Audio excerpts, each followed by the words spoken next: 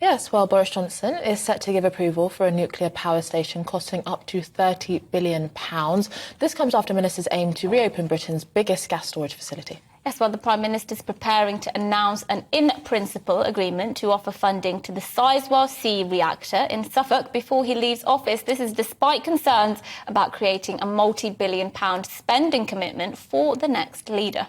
Well, Senior Research Fellow at Imperial College and Nuclear Policy Analyst Malcolm Grimston joins us now. Thank you for coming on the programme. I mean, is this a bit too little, too late? We've got an energy crisis unfolding at a rapid rate, and actually there were moves to have nuclear power decades ago that were thwarted. So what do you think about this? Yes, I mean, they often say the best time to build a nuclear power station would have been 20 years ago. The second best time is now.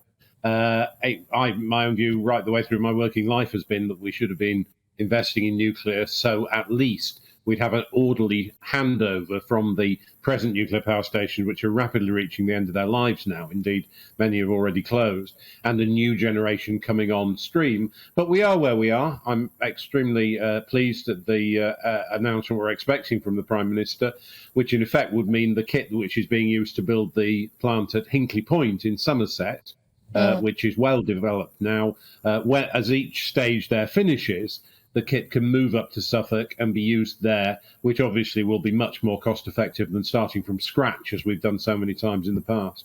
And also, Malcolm, I mean, how long will it take for this to be up and running and providing the energy that we need?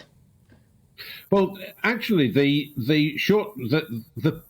phase that can be shortened is the licensing, and I noticed that Greg Clark, the minister, is talking about once a design has been proven, and we're already building this one, we don't need to go through many more years of planning and licensing. You're probably talking about 5 or 6 years for the construction program, and because the new reactor will be a twin, so about more than double the size of the dome you're showing at the moment, they'll be about a year and a half, 2 years apart from each other.